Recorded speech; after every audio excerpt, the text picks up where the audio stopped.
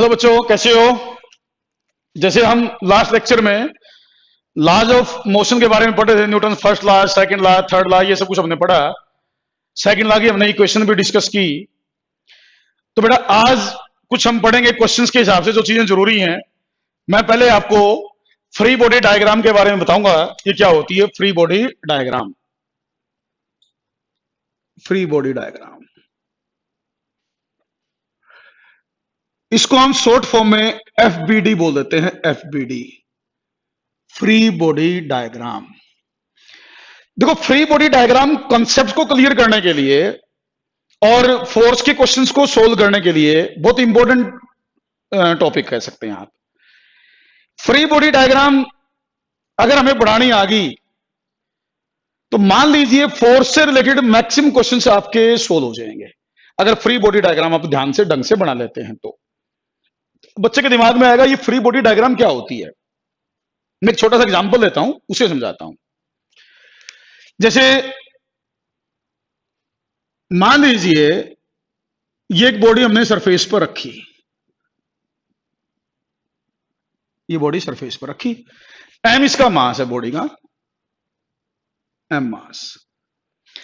अच्छा, एक तो होता है मास, एक होता है वेट। वेट सबको पता क्या होता है। वेट होता है M into G, mass into acceleration due to gravity, उसको वेट कहते हैं। एक एम है वो मास है, एम जी वेट है। वेट एक फोर्स है, वेट एक फोर्स है जो अर्थ हमारे किसी भी बॉडी पर लगाती है। अच्छा, वेट जो भी बॉडी का होता है वो होता है always vertically downward, vertically downward. Weight is always vertically downward, हमेशा toward centre of the earth होता है, क्योंकि अर्थ के फोर्स का ही नाम वेट है। वेट कोई नई चीज नहीं है। Force exerted by earth on the body is called weight. तो वेट के बारे में जरूर याद रखें, इसकी वैल्यू एम इंटू जी होगी और हमेशा नीचे की तरफ होगा ये वर्टिकली डाउनवर्ड। अब मैं बात करता हूं एफबीडी, फ्री बॉडी डायग्राम की। तो एफबीडी या फ्री बॉडी डायग्राम क्या है। जैसे आपको बोलेंगे भाई ये बॉडी, इसकी फ्री बॉडी डायग्राम बनाओ, तो मैंने नाम लिया फ्री बॉडी डायग्राम। तो ये बेटा क्या एक मेथड है बेसिकली क्वेश्चन को सोल्व करने का। तो इसमें हम क्या करते हैं, जैसे मुझे इस बॉडी की फ्री बॉडी डायग्राम बनानी है, तो मैं अपने क्वेश्चन को सोल्व करने के लिए एक बार ऐसे सोचूंगा कि अगर इन बॉडीज को अलग अलग कर लिया जाए, जैसे ये सरफेस, ये बॉडी कॉन्टेक्ट में है ना, ये बॉडी सरफेस के कॉन्टेक्ट में है, तो आप क्या करो, एक बार ऐसे सोचो अगर ये बॉडी अलग अलग दिखाई जाए, इन दोनों को अलग अलग दिखाओ। जो भी बॉडी कॉन्टेक्ट में है, क्वेश्चन को सोल्व करने के लिए एक बार ऐसे सोचो जैसे वो अलग अलग हो। तो ये अलग अलग बनाई जाती है, इसीलिए इसका नाम है फ्री। फ्री मतलब अलग कर दिया हमने, अलग है नहीं, ये तो क्वेश्चन को सोल्व करने का तरीका है। उससे हमारा काम आसान हो जाता है। ये डायग्राम बनाने के बाद उसमें हमें यह पता चलता है किस बॉडी पे कौन सा फोर्स किधर लग रहा है। जैसे मेरे को बोला भी इस बॉडी की फ्री बॉडी डायग्राम बनाओ, तो मैंने पहले इसको फर्श से अलग कराया, लोअर सरफेस से अलग किया। अब मैं क्या करूंगा, इस बॉडी पर लगने वाले फोर्स दिखाऊंगा, जो जो फोर्स इस पर लग रहे हैं उनको दिखाऊंगा। अब कई बच्चों के दिमाग में आएगा कि हमें कैसे पता चलेगा जी कौन सी फोर्स लग रहे हैं। तो बेटा उन सबकी प्रैक्टिस करवाना तो मैं रहा हूं। मैं जो प्रैक्टिस करवाऊंगा क्वेश्चन कौन से फोर्स लगते हैं वो आपको ध्यान रखने हैं और अप्लाई करने हैं। तो पहले तो जब भी किसी की फोर्स लगने वाले फोर्स दिखाने होना, तो उससे सबसे पहले तो उसका वेट दिखा दिया करो। वेट तो होगा ही हर एक बॉडी का, जिसका मास होगा उसका वेट भी होगा, तो उसका वेट दिखा दो। तो वेट होगा वर्टिकली डाउनवर्ड, ये वेट दिखा दिया। यूं बना दिया मैंने डायग्राम समझाने के लिए कि नीचे की तरफ लग रहा है, mg लिख दिया इसके साथ, तो इसका मैंने उसका वेट दिखा दिया। फिर ये जब दो बॉडी कांटेक्ट में होती है, जब भी कोई दो बॉडी कांटेक्ट में होती है ना, जब भी कोई दो बॉडी कांटेक्ट में होंगी, तो वो एक दूसरे पर एक्शन रिएक्शन के फोर्स जरूर लगाएंगी। एक्शन रिएक्शन के, जिसको मैंने कहा नॉर्मल रिएक्शन, क्या बोला था मैंने उसको, नॉर्मल रिएक्शन। एक बॉडी दूसरे कांटेक्ट में होगी तो नॉर्मल रिएक्शन लगाएंगी। तो ये फर्श जो है, ये लोअर सरफेस, इस बॉडी पर नॉर्मल रिएक्शन ऊपर की तरफ लगाएगा, ये इसको दूर धकेलेगा और ये बॉडी इस फर्श को नीचे धकेलेगी। एन नॉर्मल रिएक्शन के लिए ये आपस में लोअर सरफेस ने बॉडी पे लगाया, बॉडी ने सरफेस पे लगाया, ये इक्वल अपोजिट है क्योंकि एक्शन रिएक्शन के फोर्स है, ये एक्शन रिएक्शन के फोर्स है। तो ये देखो, इस बॉडी की बात करता हूं, फर्श की हमें ज्यादा जरूरत नहीं, बॉडी की देखो। बॉडी पे कौन से दो फोर्स लगे, एक तो लगा उसका वेट, ये लगा उसका वेट। एक लोअर सरफेस ने नॉर्मल रिएक्शन लगाई, ये लगी ऊपर। कोई भी सरफेस होता है ना, ऊपर जो बॉडी रखी होगी उसको उल्टा धकेलता है। जैसे पेन को मेरे हाथ पर रखूं तो मेरा हाथ पेन पर ऊपर लगाएगा फोर्स, पेन तो मेरे हाथ पर नीचे लगाएगा, मेरा हाथ पेन पर ऊपर लगाएगा। तो ये नॉर्मल रिएक्शन ऊपर की तरफ आ गई। तो नॉर्मल होता है, नॉर्मल परपेंडिकुलर के लॉन्ग, इसलिए नॉर्मल बोलते हैं। तो इस बॉडी पे कौन से फोर्स लगे, वेट लगा नीचे, नॉर्मल रिएक्शन लगी ऊपर। तो ये जो मैंने डायग्राम बनाई, इसमें लगने वाले फोर्स दिखा दिए मैंने, इसमें बॉडी पर जो भी फोर्स लगे, दो लगे और तो कोई दिखाया नहीं था आपने, तो ये दो फोर्स लगे, तो मैं कहूंगा कि ये बॉडी की एफबीडी बन गई। This is the FBD, free body diagram. तो फ्री बॉडी डायग्राम में क्या करते हैं हम, पहले तो बॉडीज को सेपरेटली बनाते हैं, अलग अलग बनाते हैं, फिर किसी भी बॉडी पर लगने वाले सारे फोर्स दिखाते हैं नाम के साथ, डायरेक्शन के साथ, किस डायरेक्शन में लगा, क्या उसका नाम, वो लिख दिया और वो सारे फोर्स दिखा दिए, तो हमने उसको नाम दे दिया फ्री बॉडी डायग्राम। तो ये इसकी फ्री बॉडी डायग्राम है, एक फोर्स नीचे लग रहा है, एक फोर्स ऊपर लग रहा है। अब सोचो, इसी से मैं छोटा क्वेश्चन भी साथ साथ ले लेता हूं। ये बताओ, जैसे टेबल पर मान लो एक बॉडी रख दिया आपने, ये बॉडी रेस्ट में है, इसमें क्या कोई एक्सप्रेशन है, रखी हुई बॉडी तो रेस्ट में होगी, एक्सप्रेशन तो नहीं है ना, क्या इसमें कोई एक्सप्रेशन दिख रहा है आपको, मुझे तो दिख नहीं रहा। तो बेटा अगर किसी बॉडी में एक्सप्रेशन नहीं है ना, इसका मतलब क्या हुआ, इसका मतलब ये हुआ कि उस पर नेट फोर्स जीरो है। अगर एक्सप्रेशन नहीं है, बॉडी इक्विलिब्रियम में है, बॉडी इक्विलिब्रियम में है, तो नेट फोर्स जीरो है। और नेट फोर्स जीरो होने का मतलब क्या है बेटा, नेट फोर्स जीरो होने का मतलब अपोजिट फोर्स बैलेंस कर रहे हैं, अपोजिट फोर्स बैलेंस कर रहे हैं।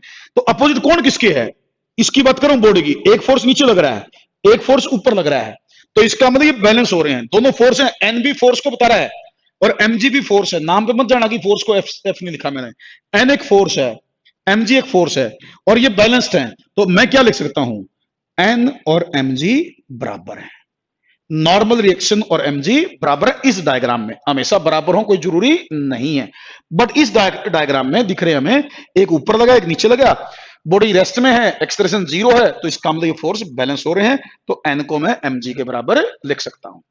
तो ये एफबीडी भी बना दी, साथ में मैंने एन की वैल्यू भी बता दी कि नॉर्मल रिएक्शन बॉडी के वेट के बराबर है इस केस में। और मैं एग्जांपल लेता हूं, एफबीडी के एग्जांपल लेता हूं। पहले देखो, ये थोड़ा टॉपिक ना अच्छे लेवल का है, आपको 9th की जो सिंपल बुक्स है ना उसमें मिलता नहीं, लेकिन जब क्वेश्चन सोल्व करते हो ना तो वहां इसकी जरूरत पड़ेगी एफबीडी की, इसलिए इसको लाइटली मत लेना बेटा, ध्यान से सुनना, तुम्हारे कहीं नहीं मिलेगा, स्कूल में तो पढ़ाते ही नहीं इसको, और आम छोटी मोटी बुक्स में तो मिलता भी नहीं है ये, लेकिन क्वेश्चन को आसान करने का एक तरीका है। इसलिए मैंने कहा था ना शुरू से बताता रहा हूं मैं कि आपको मैं फिजिक्स कंसेप्चुअली समझाऊंगा ताकि आपको दिक्कत ना आए, तो इसलिए उसके लिए बहुत इंपॉर्टेंट है एफबीडी। मैं एक और एग्जांपल लेता हूं बेटे, जैसे दो बॉडीज का एग्जांपल लेता हूं बार, ये दो बॉडीज है, मान लीजिए इसका मास है m1 और इसका मास है m2। ये कहता भाई m1 और m2 दोनों की एफबीडी बनाओ, इन दोनों की एफबीडी बनाओ, फ्री बॉडी डायग्राम बनाओ। तो बेटा देखो, एफबीडी बनाने के लिए पहले तो बॉडीज को सेपरेट दिखाओ एक बार, तो फिर किसी भी बॉडी पर लगने वाले सारे फोर्स नाम के साथ, डायरेक्शन के साथ दिखाओ। अब जैसे मैं समझाने के लिए इन बॉडीज को पहले सेपरेट बनाता हूं, सेपरेट है नहीं, ये क्वेश्चन सोल्व करने का तरीका है, इनको मैंने सेपरेट कर लिया, ये तीनों मैंने यूं कर दिए। अब कौन से फोर्स लग सकते हैं, सबसे पहले तो वेट तो दिखाई दिया करो, तो इसका तो वेट दिखाओ पहले, तो m1g वेट होगा। फिर एक तो वेट दिखाना हर एक बॉडी का, फिर किसी भी बॉडी के ऊपर जब भी दो बॉडी कांटेक्ट में होंगी तो नॉर्मल रिएक्शन लगेगी, जब भी कांटेक्ट में होगी तो नॉर्मल रिएक्शन लगेगी।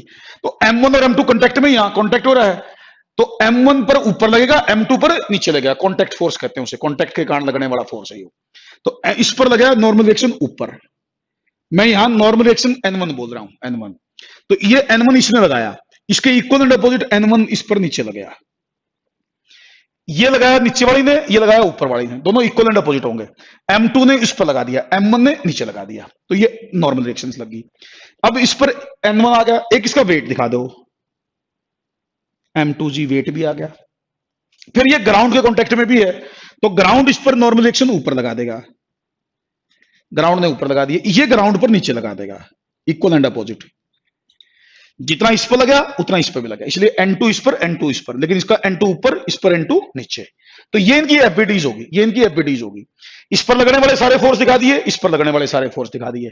तो अब ये देखो, बॉडी रेस्ट में है तो एक्सप्रेशन इसमें भी जीरो है, एक्सप्रेशन इसमें भी जीरो है, मतलब इसके फोर्स भी बैलेंस हो रहे हैं और इसके फोर्स भी बैलेंस हो रहे हैं।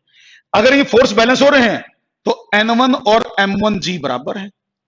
बैलेंस होने का मतलब क्या है, दोनों की पहले इक्वल, डायरेक्शन अपोजिट, तो ये दोनों बराबर हो गए। ऐसे इस पर देखो, n1 नीचे लगा, m2g नीचे लगा, n2 ऊपर लगा, दो नीचे लगे और एक ऊपर लगा, ये भी रेस्ट में है, इसका मतलब इसके अपोजिट फोर्स भी बैलेंस हो रहे हैं, इसके अपोजिट फोर्स भी बैलेंस हो रहे हैं। मतलब जितना टोटल फोर्स नीचे लग रहा है ना, जितना टोटल फोर्स इस पर नीचे लग रहा है उतना ही फोर्स ऊपर लग रहा है। तो इसका मतलब दो नीचे लगे एक ऊपर लगा, तो N2 की वैल्यू M2G प्लस N1 होगी। N2 की वैल्यू इन दोनों के बराबर होगी, ये दोनों के को बैलेंस करेगा अकेला N2। N1 आपने ऊपर लिख लिया, तो N2 की वैल्यू क्या होगी, M2G प्लस M1G। तो N2 की वैल्यू होगी M2 प्लस M1 इंटू जी। साथ में नॉर्मल रिएक्शन की वैल्यूज भी मैंने बता दी, एफबीडीज भी बना दी, ये इसकी एफबीडी है, ये इसकी एफबीडी है। एफबीडी कुछ चीज नहीं, कुछ नहीं है, एफबीडी आसान चीज है, बट वो क्वेश्चन आसान हो जाते हैं। एफबीडी बनाने से पता फायदा क्या हमारे को, एफबीडी बनाने से हमें ये पता चल जाता है कि किस बॉडी पर कौन सा फोर्स किधर लगा, कौन से फोर्स लग रहे हैं, कौन सा फोर्स डाउनवर्ड है, कौन सा अपवर्ड है, कौन राइट में लगेगा, कौन लेफ्ट में लगेगा। इस तरीके से सारे फोर्स हमें अलग अलग दिखाई दे जाते हैं। तो इसकी इक्वेशन बनानी हो इसकी आसानी से बन जाएगी, इसकी इक्वेशन बनानी हो इसकी आसानी से बन जाएगी। तो ये फायदा होता है, चीज समझ में आती है आसानी से अगर हमने एफबीडी प्रॉपर बना ली तो। ये मैंने कुछ एग्जांपल लिए।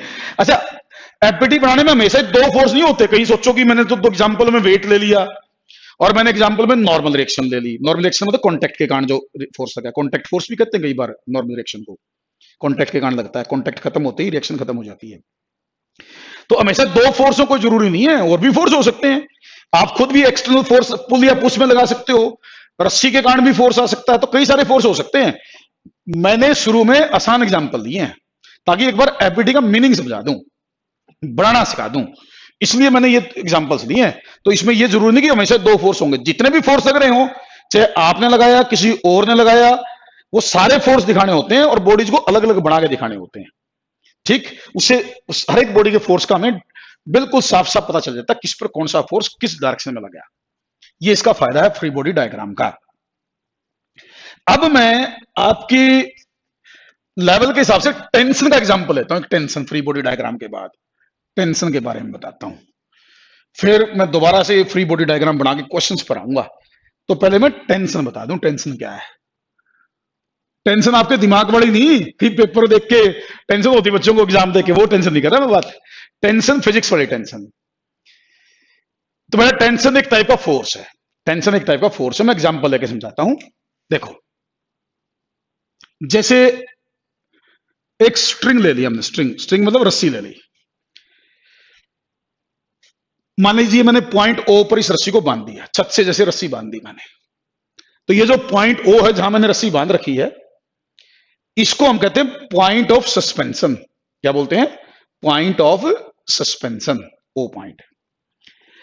अच्छा, एक तो पहले जैसे रस्सी की बात जब भी आएगी तो क्वेश्चन में जब तक ना दे रखा हो, ये पॉइंट नोट करना आप, जब तक क्वेश्चन में ना लिख रखा हो, कुछ भी ना बोल रखा हो रस्सी के बारे में, तो स्ट्रिंग जो है वो आपने हमेशा मासलेस माननी है। क्या माननी है? मासलेस। आपने ये मान के चलना होता है कि रस्सी का कोई मास नहीं है। अगर किसी क्वेश्चन में मास लेना होगा तो लिखेगा, वरना नहीं लिख रखा तो सोच लो कि रस्सी का मास लेना है, जीरो मास मानना हमने, तो मास जीरो मान के चलते हैं रस्सी का। दूसरा, रस्सी अगर किसी क्वेश्चन में आपको दिखाई देगी तो रस्सी इनएक्सटेंसिबल माननी है। इनएक्सटेंसिबल का मतलब रस्सी की जो लेंथ है वो कांस्टेंट है, वो फिक्स है। ये भी कभी भी मत सोचना कि लेंथ चेंज होगी, घटेगी, बढ़ेगी, कुछ नहीं सोचना आपने। तो लेंथ कांस्टेंट रहेगी। मास कंसीडर नहीं करना किसी भी रस्सी का। जब कंसीडर करना होगा मास तो लिखना पड़ेगा हमें कि हाँ ये रस्सी का मास है। ठीक है, चलो। अब जैसे ये रस्सी बांध दी, मासलेस तो मैंने बोल दिया। अगर मैं इस रस्सी को यूं बांध के लगा दूं, अपने दिमाग में सोचो कि अड़का सा धागा, पतला सा धागा ले लिया आपने, सोचो वो धागा बांध दिया छत से, तो उसमें कोई खिंचाव नहीं आता, ढीला ढाला सा होता धागा। वो नोट किया सबने? बताई इतनी बात तो ठीक है। धागा वैसे बांध दो, सोचो अपने दिमाग, धागा तो ऑलमोस्ट मासलेस ही होता है, लेकिन उसके नीचे अगर मैं एक मास अटैच कर दूं, एक्स्ट्रा मास अटैच कर दूं, एक बॉडी अटैच कर दूं, तो आपको पता है धागे से कोई बॉडी अटैच कर दो फिर खिंच जाता धागा। जो धागा खिंच जाता है ना, जो धागे में खिंचाव आ गया, रस्सी में जो खिंचाव आ गया, उसका नाम टेंशन है। उस खिंचाव को टेंशन कहते हैं फिजिक्स में। तो खिंचाव एक फोर्स है जो मॉलिक्यूल्स के बीच में लगता है, उसके कारण आता है। मॉलिक्यूलर फोर्स है वैसे, ये मॉलिक्यूल्स के कारण लगता है। तो धागे में खिंचाव जो आया उस खिंचाव को टेंशन बोला गया। तो टेंशन एक फोर्स का नाम है, पहली बात तो ये। तो इस रस्सी में भी खिंचाव आएगा। अब वो टेंशन हमें डायग्राम में बार बार बढ़ानी पड़ेगी क्वेश्चंस में। जैसे इस रस्सी में आपको बोलेगा भाई टेंशन दिखाओ, तो टेंशन तो हर जगह है, यहां पूरी रस्सी में टेंशन है, टेंशन का मतलब खिंचाव तो हर जगह है। लेकिन आमतौर पर हमें जो रस्सी में टेंशन दिखानी होती है वो 2 पॉइंट्स पे दिखानी होती है। मतलब 2 पॉइंट का मतलब जहां जहां रस्सी बंध रही हो या किसी दूसरी बॉडी के कांटेक्ट में हो, वहीं हमें टेंशन दिखानी पड़ती है। टेंशन होती है हर जगह है, लेकिन जहां रस्सी बंध रही हो या किसी बॉडी के कांटेक्ट में हो, वहां टेंशन हमें दिखानी होती है। जैसे यहां मुझे बोलेगा भाई टेंशन दिखाओ, जैसे ये ए पॉइंट है, ये बोलेगा भाई ए पॉइंट पे टेंशन दिखाओ। तो बेटा जहां पर भी रस्सी बंध रही है ना, टेंशन उस पॉइंट से हमेशा अवे दिखानी है, हमेशा अवे दिखानी है। टेंशन को मैं टी से रिप्रेजेंट करूंगा, जहां रस्सी बंध रही होगी उस पॉइंट से अवे दिखाओ। जैसे रस्सी बंध रही तो यूं दिखाऊंगा मैं इस पॉइंट से, ऐसे यहां रस्सी बंध रही है तो इससे यूं दिखाऊंगा मैं टेंशन अवे। जहां भी रस्सी किसी दूसरी बॉडी के कांटेक्ट में है या कहीं बंधी हुई है, उस पॉइंट से अवे टेंशन दिखानी होती है। जैसे ओ से अवे, ए से अवे, तो यूं टेंशन दिखानी होती है। तो टेंशन एक टाइप का खिंचाव, एक टाइप का फोर्स है जो किसी भी बॉडी में खिंचाव, जब वेट वेट बांधते तो आ जाता है। चलो जी, ये तो टेंशन दिखाने का तरीका, ए से अवे यूं, ओ से अवे यूं, इस तरह दिखा दी मैंने। अब चलो मैं इस बॉडी की एफबीडी बनाना सिखा दूं, साथ साथ इसकी एफबीडी बना दूं। देखो इस बॉडी पर एक तो टेंशन लगी ऊपर रस्सी के कारण, एक इसका वेट भी तो होगा ना, नीचे वेट भी होगा। तो कोई मेरे से पूछेगा इस बॉडी की एफबीडी बना दो, तो वेट तो नीचे होगा, टेंशन रस्सी ने लगा दी। तो यहां अगर इसकी एफबीडी बनाऊं तो एक फोर्स आ गया टी ऊपर, एक फोर्स mg नीचे, ये इसकी एफबीडी होगी। इसकी जरूरत पड़े तो कहीं बना दो उठा के। पहले जैसे ग्राउंड पर रखी थी तो रिएक्शन लग रही थी, अब रस्सी से बंध रही तो टेंशन लग गई। तो बताओ, जैसे धागे से बांध के एक बॉडी अटैच कर रखी है, क्या उस बॉडी में कोई एक्सप्रेशन है? जो जैसे छत से बांध के लटका रखी हो, यहां रुकी हुई बॉडी, क्या एक्सप्रेशन है उसमें? नहीं है एक्सप्रेशन, एक्सप्रेशन जीरो है। एक्सप्रेशन जीरो तो मतलब क्या है? नेट फोर्स जीरो है। एक्सप्रेशन जीरो तो नेट फोर्स जीरो है। अब नेट फोर्स जीरो का मतलब क्या है? इसका मतलब अपोजिट फोर्स बैलेंस हो रहे हैं, अपोजिट फोर्स बैलेंस हो रहे हैं। तो टेंशन किसके बराबर आ गई? mg के बराबर। तो टेंशन mg के बराबर लिख दो उठा के, तो ये टेंशन का फॉर्मूला आ गया, आसान है। तो यहां इस रस्सी में कोई टेंशन भी पूछे तो टेंशन बता दे। पहले तो मैंने बताया टेंशन क्या था, खिंचाव को बोला, फिर मैंने टेंशन बनाना सिखाया कि जहां भी रस्सी बन रही है उसे अवे दिखाओ, फिर मैंने इसकी एफबीडी बनाई, और इस एग्जांपल में मैंने टेंशन भी बता दी। अच्छा, ये मत लिखना कि टेंशन हमेशा mg के बराबर होगी, उससे कम ज्यादा कुछ भी हो सकती है। इस एग्जांपल में mg के बराबर होगी। ये तो रस्सी बांध के लटका रखी थी, इसमें टेंशन mg के बराबर होगी, तो ये टेंशन मैंने निकाल दी। बहुत सारे ऐसे केसेस बन सकते हैं टेंशन के, ये सबसे सिंपलेस्ट केस मैंने ले लिया। मैं और एग्जांपल देता हूं टेंशन निकालने का। ये देखो, न्यूटन सेकंड लॉ और एफबीडी अगर आपको बनानी आती है, न्यूटन सेकंड लॉ का पता है, इक्विलिब्रियम का पता है। इक्विलिब्रियम में देखो ये पॉइंट बहुत काम आता है, जब भी बॉडी में एक्सप्रेशन ना हो ना, जब भी बॉडी में एक्सप्रेशन ना हो तो अपोजिट फोर्स बैलेंस करवा दिया करो। अपोजिट फोर्स बैलेंस करने का मतलब उनकी वैल्यूज को इक्वेट कर दिया करो, उनकी वैल्यूज को इक्वेट कर दिया करो, ये काम आएगी चीज। अगर एक्सप्रेशन हो तो रिजल्टेंट फोर्स को एम में लिख दिया करो, रिजल्टेंट फोर्स को एम में लिख दिया करो। अगर एक्सप्रेशन ना हो तो जो भी फोर्स आपको अपोजिट दिखे उनको इक्वेट कर दिया करो, बैलेंस कर दिया करो। जैसे मैं एक एग्जांपल और लेता हूं बेटा, जैसे एक की बजाय 2 बॉडी मैंने रस्सी से बांध, 2 अलग अलग रस्सी हैं, ये 2 बॉडी बांध दी। एक क्वेश्चन आ सकता है आपसे, ये पूछ सकता है जो 2 स्ट्रिंग है, एक यहां है, एक स्ट्रिंग यहां तक है, एक स्ट्रिंग यहां तक है, इन दोनों स्ट्रिंग्स में टेंशन बताओ, दोनों स्ट्रिंग्स में टेंशन बताओ। तो बेटा टेंशन तो तब बताऊंगा ना जब मुझे टेंशन दिखानी आती है। पहले मैं टेंशन दिखाऊंगा, डायग्राम बनाऊंगा, एफबीडी बनाऊंगा, उससे मेरे टेंशन का आंसर आ जाएगा। बिल्कुल सिंपल। जैसे मैं यहां टेंशन दिखाऊंगा तो यूं दिखाऊंगा, यहां दिखाऊंगा तो यूं दिखाऊंगा, इस पर दिखाऊंगा तो टेंशन यहां दिखाऊंगा तो नीचे की तरफ होगी, यहां रस्सी बंध रही है, यहां टेंशन ऊपर की तरफ होगी क्योंकि रस्सी बंध रही है, जिस भी पॉइंट पर रस्सी बंध रही है उसे अवे दिखानी है। तो ये टेंशन आ गई, लेकिन इसका वेट भी होगा, इसका वेट भी होगा, इसका वेट होगा नीचे की तरफ। मैं इसको छोटा करके बना रहा हूं भाई, देख लेना, अलग भी बनाऊंगा मैं। वेट m1g, इसका वेट भी होगा m2g। अब मैं इनकी एफबीडी बनाऊंगा ना तो खुद आंसर दे दोगे तुम। एफबीडी बना, इसलिए कह रहा था मैं, अगर हमें एफबीडी बनानी आती तो मैंने पूछा था टेंशन की वैल्यू बतानी है T1 T2, तो अब खुद आंसर दे दोगे मेरे से पहले, आपके दिमाग में आ भी चुका होगा, गारंटी देता हूं बहुत सारे बच्चों को दिमाग में आ गया होगा जैसे उन्होंने ये देखा होगा। तो मैं इनकी एफबीडी बनाऊं, जैसे इसकी एफबीडी बनाऊं, T2 ऊपर, एफबीडी में जो डायरेक्ट किसी बॉडी में फोर्स लगते हैं वही दिखाने होते हैं, जो डायरेक्ट लग रहे हैं। इस पर दो ही लग रहे हैं, ये मत दिखाना, ये ऊपर लग रहा है, इस पर तो ये लग रहा है, ये T2, तो ये T2 ऊपर, वेट नीचे, ये इसकी एफबीडी बन गई। सिंपल है, एक फोर्स रस्सी के कारण ऊपर, वेट खुद का वेट तो लगेगा लगेगा नीचे, वो तो हमेशा नीचे होता है। अब बताओ क्या इस बॉडी में एक्सप्रेशन है? नहीं है, बॉडी तो रस्सी से बंध रही है, रेस्ट में लटक रही है, तो सिंपल रुकी हुई है, तो कोई एक्सप्रेशन नहीं। तो net force zero, net force zero, तो फोर्स बैलेंस कर दो, अपोजिट फोर्स बैलेंस, ये फोर्स इसके बराबर, तो T2 की वैल्यू M2G आ गई, टेंशन T2 आ गई। समझ में आया? आसान है। अब मैं इसकी एफबीडी बनाता हूं, इसकी बनाता हूं भाई। इस पर T1 ऊपर लग रहा है, देखो ये T1 ऊपर लग रहा है, ये नीचे वाली रस्सी का फोर्स T2 नीचे लग रहा है, दिख रहा होगा आपको, वेट भी नीचे लग रहा है। मैं यहां लिख देता हूं वेट को, ये थोड़ा बड़ा बना लूं, बड़ा ही बना देता हूं ताकि बच्चे समझ जाए, ताकि वेट में अंदर ही दिखा दूंगा इसका। फिर इसको यूं बना रहा हूं थोड़ा बड़ा करके भाई, समझाने के लिए। T1 ऊपर लग रहा है, वेट M1G नीचे लग रहा है, T2 भी नीचे लग रहा है बेटा, दिख रहा है सबको? अब देखो क्या इसमें भी कोई एक्सप्रेशन है? कोई एक्सप्रेशन नहीं है, मेरे को दिख नहीं रहा कोई एक्सप्रेशन है। अगर इसमें भी कोई एक्सप्रेशन नहीं है तो इसके फोर्स भी बैलेंस कर दो। इसके फोर्स कौन किधर लग रहा है? दो नीचे, ये और ये नीचे और ये ऊपर, तो T1 किसके बराबर लिखूं? M1G plus T2, M1G plus T2, और T2 की वैल्यू आपकी आ चुकी है, तो T2 की वैल्यू इसमें भर दो, तो M1G प्लस M2G, ये T2 की वैल्यू आ गई बेटा, ये T1 की वैल्यू, ये T1 की है, ये T2 की वैल्यू है। तो इसमें भी टेंशन आ गई, ये इसके बराबर, दोनों के वेट के बराबर, इसमें टेंशन इसके वेट के बराबर आई थी। तो इस तरीके से टेंशन बता सकते हो, लेकिन टेंशन वेंशन जब बतानी हो तो पहले फ्री बॉडी डायग्राम बनाओ। जब तक आप फ्री बॉडी डायग्राम ढंग से नहीं बनाओगे ना, ये क्वेश्चन सोल्व नहीं होंगे आपसे। और ये एनटीएससी में आए हुए क्वेश्चन है इस तरह के, इसलिए जोर दे रहा हूं, केवीपीआई एनटीएससी में बहुत ही इंपॉर्टेंट कॉन्सेप्ट होता है ये टेंशन का। और स्कूलों में अक्सर टीचर्स टेंशन का नाम भी नहीं लेते क्लास में, छोड़ो एफबीडी, टेंशन का नाम ही नहीं लेते, सीधा सेकंड लॉ डेफिनेशन थ्योरी पढ़ाई, न्यूमेरिकल करवाते ही नहीं, और बच्चों को सोचते हैं चैप्टर पूरा, बच्चे सोचते चैप्टर पूरा, जब वो एनटीएससी केवीपीआई में बैठते हैं उनके हाथ पांव फूल जाते हैं, क्योंकि उन्हें पढ़ा ही नहीं होता कुछ भी, टीचर ने उनको एक्सप्लेन ही करके नहीं बताया भी चीजें क्या हैं। तो आपने नहीं छोड़ने, लेकिन इसीलिए मैं बता रहा हूँ ये लेक्चर बहुत इंपॉर्टेंट है आपका।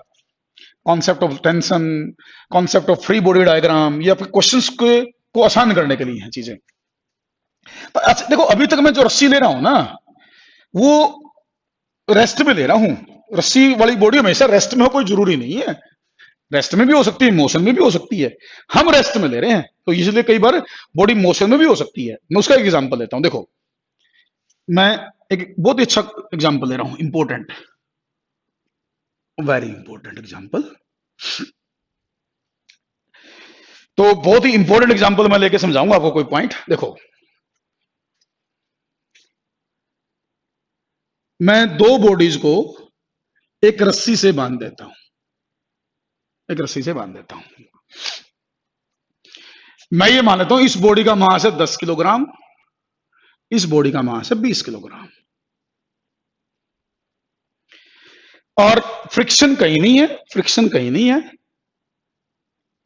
यहां मैंने फोर्स लगा दिया 60 न्यूटन का, 60 न्यूटन का मैंने फोर्स लगा दिया। अब क्वेश्चन हमसे ये पूछता है, क्वेश्चन ये पूछता है, दो क्वेश्चन पूछेगा। एक तो ये पूछेगा भाई इन दोनों बॉडीज में एक्सेलरेशन बताइए, इन दोनों बॉडीज में एक्सेलरेशन बताइए। और एक हमसे पूछेगा what is the tension in this string, इस स्ट्रिंग में टेंशन बताइए, रस्सी में टेंशन कितनी है और दोनों में एक्सेलरेशन कितना है। तो बेटा अगर आपको फ्री बॉडी डायग्राम बनानी आती है तो आपके दोनों क्वेश्चन बड़े आसान हो जाएंगे, चाहे एक्सप्रेशन निकालना हो चाहे टेंशन निकालनी हो। तो मैं इसकी फ्री बॉडी डायग्राम बनाता हूं। मैं बनाऊंगा ओरिजेंटल डायरेक्शन के फोर्सेस केवल, मैं वर्टिकल डायरेक्शन के फोर्स नहीं बनाऊंगा क्योंकि उनकी हमें इस क्वेश्चन में जरूरत नहीं पड़ेगी। ओरिजेंटल डायरेक्शन में बॉडी नहीं चल रहा तो ओरिजेंटल डायरेक्शन में लगने वाले फोर्सेस ही मैं दिखाऊंगा, सारे फोर्स नहीं दिखाऊंगा, ये दिमाग में बैठाना, क्योंकि फोर्स तो वेट वेट सब लगने हैं, तो वो हमारी जरूरत नहीं है, मैं ओरिजेंटल फोर्सेस को ही दिखाऊंगा डायग्राम में। बेटा एक तो चीज समझो कि दोनों बॉडीज में एक्सेलरेशन एक ही डायरेक्शन में होगा क्योंकि इकट्ठी बंध रही है। तो कोई ये आगे वाली इधर जाएगी तो पीछे वाली भी इधर जाएगी, रस्सी से बंध रही है तो दोनों एक ही तरफ जाएंगी, तो दोनों में इक्वल एक्सप्रेशन होगा, इसमें भी ए एक्सप्रेशन होगा, इसमें भी ए एक्सप्रेशन होगा। अच्छा, रस्सी जब बंधेगी तो इस रस्सी में खिंचाव आएगा, तो यहां टेंशन दिखाओगे तो टी यूं दिखाओगे, यहां टेंशन दिखाओगे तो टी यूं दिखाओगे। मेरे ख्याल से तो यूं इस पर लगी, इस पर आगे लगी। अब आपको ए और टी निकालने हैं, तो इन दोनों की एफबीडी बनाओ ओरिजिनल डायरेक्शन में, केवल ओरिजिनल डायरेक्शन में। देखो भाई, वर्टिकल डायरेक्शन में दिखाने की जरूरत नहीं है आपको, क्वेश्चन के अकॉर्डिंग उसकी नीड नहीं है हमारी। तो बेटा देखो, इस पर फोर्स लगा 60 न्यूटन राइट साइड में, टेंशन लगी पीछे की तरफ, ए एक्सप्रेशन राइट साइड में। इस पर टेंशन लगी राइट साइड में, पीछे कोई फोर्स लगी नहीं रहा इस पर, तो क्या दिख रहा कोई पीछे फोर्स? तो नहीं है। इसका भी एक्सप्रेशन राइट साइड में। अब सोचो, अब एक इक्वेशन इसकी बनाओ न्यूटन सेकंड लॉ से, एक इक्वेशन इसकी बनाओ न्यूटन सेकंड लॉ से। न्यूटन सेकंड लॉ से कैसे? मैंने कहा था जब भी एक्सप्रेशन हो ना, जब भी एक्सप्रेशन हो तो नेट फोर्स एम ए के बराबर होता है। नेट फोर्स एम ए के बराबर होता है, ये न्यूटन सेकंड लॉ की बेसिक इक्वेशन है। तो एक्सप्रेशन है तो फोर्स बैलेंस नहीं है, तो इसका मतलब इसकी इक्वेशन उससे बनेगी एम में। तो पहले नेट फोर्स निकालो इस पर, पहले मैं इसकी इक्वेशन बना रहा हूं। तो इसकी इक्वेशन क्या बनी? 60 माइनस टी। 60 आगे लगा, टी पीछे लगा, ये आगे गई तो इसका मतलब ये ज्यादा है, तभी तो आगे गई। तो 60 माइनस टी, ये नेट फोर्स बना। तो मैं इसकी इक्वेशन लिखूं, इसका मास कितना था? 10 किलोग्राम। तो एम में नेट फोर्स होता, तो इसकी जगह लिखूं 10 इंटू ए, 10 इंटू ए, ये नेट फोर्स एम में से is equal to 60 minus T. एक इक्वेशन आ गई, ये इक्वेशन आ गई भाई इसकी। समझ में आई इतनी? मेरे ख्याल से तो नेट फोर्स एम में, तो एम इसका 10 है, 10 इंटू ए, नेट फोर्स 60 माइनस टी। अब नेट फोर्स 60 माइनस टी तो समझ में आ रहा होगा ना, क्योंकि 60 राइट में लगा, टी पीछे लगा, तो रिजल्टेंट तो दोनों के डिफरेंस के बराबर आएगा ना बेटे। ये किस्म से चलाने की कोशिश कर रहा है, आगे वाले को ये रोकने की कोशिश कर रहा है, तो नेट फोर्स है 60 माइनस टी। ठीक है, अब इसके बारे में देखो आप ध्यान से। बेटा इसको कौन चला रहा है? इसको किसने चलाया? मेरे हिसाब से तो इसको टी ने चलाया। इस पर तो एक ही फोर्स लगा, रस्सी की टेंशन, तो रस्सी की टेंशन इसको चलाने के लिए रिस्पॉन्सिबल है, ये दिमाग में बैठाना। हमारा फोर्स नहीं चला रहा है इसको कौन चला रहा है? रस्सी की टेंशन। हमारा फोर्स तो इस पर लगा है, इस पर तो टेंशन लगी है, तो इसको किसने चलाया? टेंशन ने। तो इस पर नेट फोर्स कौन है? दूसरी बॉडी पर नेट फोर्स। इस पर तो एक ही लगा, तो जो लगा वही नेट हो गया, तो इस पर तो एक ही लगा टी, तो टी ही नेट फोर्स है। तो नेट फोर्स एम में, एम कितना है इसका? 20 किलोग्राम। तो 20 किलोग्राम तो 20 into A is equal to T. ये सेकंड इक्वेशन आ गई भाई। मेरे ख्याल से तो न्यूटन सेकंड लॉ लगा के इक्वेशन बना दिया आपने। अब दो इक्वेशन आ गई, इसने दो चीज पूछी है, ए और टी। मैं ऐसा कर दूं, टी की जगह ये वैल्यू भर दूं, ये वैल्यू टी की जगह पुट कर दूं बेटा, तो ये वैल्यू टी की जगह भर दूं तो ए आ जाएगा मेरा। देखो 10a is equal to 60 minus 20a। 20a इधर ले आऊं तो 10a प्लस 20a इज 60, और 30a इज इक्वल टू 60, और a is equal to 60 by 30, तो a is equal to 2 metre पर सेकंड स्क्वायर। ये a की वैल्यू आ गई। इसने एक्सप्रेशन पूछा था, निकाल दिया हमने एक्सप्रेशन। तो एक एक्सप्रेशन पूछा था, एक t भी पूछी थी, ये यहां पर पुट कर देता हूं a की वैल्यू, तो इसमें a की वैल्यू पुट कर दूंगा तो t आ जाएगी। तो t is equal to 20 into 2, तो t इज 40 न्यूटन। न्यूटन मतलब फोर्स की यूनिट है। तो t की वैल्यू इसमें a भर के निकाल दी तो 40 न्यूटन आ गया। तो a आ गया 2, t आ गया 40। यही दो चीज पूछी थी, आसान है। तो इस तरीके से न्यूटन सेकंड लॉ का यूज करा मैंने।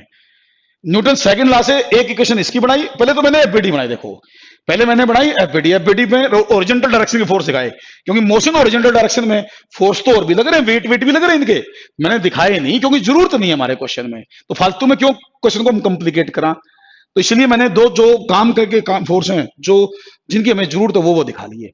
तो ओरिजेंटल फोर्स की जरूरत थी तो 60 आगे टी पीछे, तो नेट फोर्स होगा 60 माइनस टी, इक्वेशन बन गई। नेट फोर्स एम में लिख दिया। मैं कहा एम में बार बार यूज होना है, एम में ही बार बार यूज होना है। नेट फोर्स किसके बराबर, या तो फोर्स बैलेंस करने हैं या नेट फोर्स को एम में लिखना है, ये दो चीज काम आऊंगी। इस पर एक ही फोर्स आगे लगा, वही नेट फोर्स हो गया, तो उससे दो इक्वेशन बना दी, आंसर निकाल दिया। आया समझ में?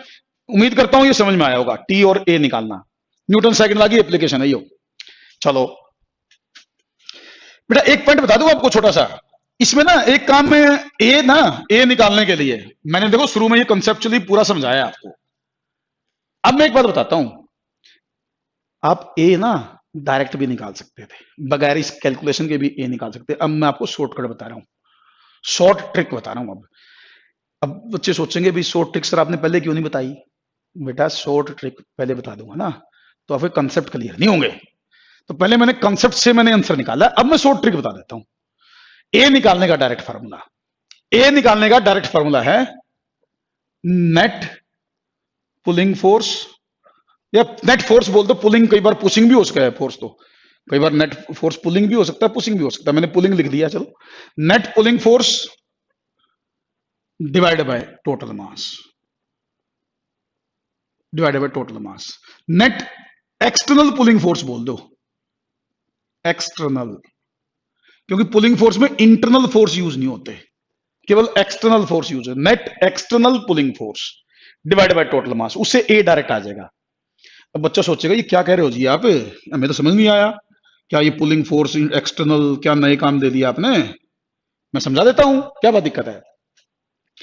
देखो ये है 10 केजी मास की बॉडी, ये है 20 केजी मास की बॉडी। बेटा फोर्स मैंने अपनी तरफ से जो लगाया था वो लगाया था 60 न्यूटन का, मैंने तो 60 न्यूटन का लगाया था। तो ये जो 60 न्यूटन आपने लगाया ना, यही है एक्सटर्नल फोर्स, इसी को एक्सटर्नल बोलेंगे, एक्सटर्नल यही है भाई जो हमने लगाया है। टेंशन तो रस्सी तो ये एक सिस्टम है, इसको कहते हैं सिस्टम, ये एक सिस्टम है, दो बॉडी मिलके एक सिस्टम है। तो ये जो सिस्टम है, टेंशन तो सिस्टम का पार्ट है, टेंशन तो सिस्टम के अंदर लगा, रस्सी भी तो सिस्टम के अंदर ही आई ना, ये जो सब ये सारी बॉडी मिला के एक सिस्टम कहूंगा मैं। तो रस्सी तो सिस्टम के अंदर है, तो रस्सी में जो टेंशन आई, खिंचाव आया, वो कहलाएगा इंटरनल फोर्स, सिस्टम के अंदर से ही आया, बाहर से थोड़ा लगाया। बाहर से तो हमने 60 लगाया, बाहर से कितना लगाया 60, तो ये होगा एक्सटर्नल, ये कहलाएगा नेट एक्सटर्नल पुलिंग फोर्स, ये होगा नेट एक्सटर्नल पुलिंग फोर्स। तो ए निकालता तो इसकी जगह भरता मैं 60, नेट पुलिंग फोर्स के तौर पे 60 आता है। अब डिवाइडेड बाय टोटल मास, मास इसका चलने, जिस चीज ने चलना है, जो जो बॉडी चलेंगे उन सबका मास, जो जो चलेंगी कौन सी 10 और 20, तो टोटल मास है 10 प्लस 20, तो 60/30 2 मीटर पर सेकंड स्क्वायर आ गया, 60/30 2 मीटर पर सेकंड स्क्वायर, डायरेक्ट आंसर आ गया। क्योंकि रस्सी तो मासलेस है, तो जो जो बॉडी चलेंगे उनका टोटल मास देख लो, तो 10 प्लस 20 तो 2 मीटर पर सेकंड स्क्वायर से ए डायरेक्ट। अब देखो यही तो आंसर आया था कैलकुलेशन से, इस ट्रिक से भी वही आया, इस शॉर्टकट मेथड से भी, और आपकी कैलकुलेशन से भी वही आया।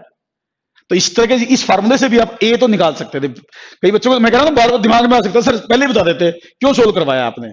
बेटा जरूरी था सोल्व करवाना पहले, क्योंकि पहले कंसेप्ट क्लियर करना है। ये तो ट्रिक तो कई बार लगेंगी, कई बार नहीं लगेंगी, 9th लेवल पर तो लग जाएगी, 11th में ट्रिक फेल हो जाती है, इसलिए पहले मैंने कंसेप्ट समझाया। न्यूटन सेकंड लॉ से जो इक्वेशन बनवाई ना, net force equal to M में, वो है मेन काम, वो समझ में आना चाहिए। उसके बाद क्वेश्चन में डायरेक्ट लगाना चाहो तो लगा दो इसको।